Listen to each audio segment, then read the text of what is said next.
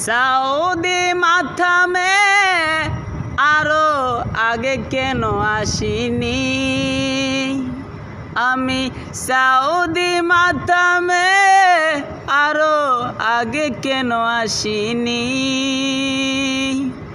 জীবন ফুরিয়ে যাবে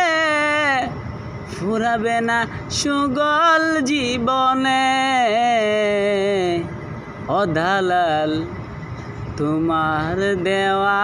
কাজ আমি করব ও বেঈমান দালাল তোমার দেওয়া কাজ আমি করব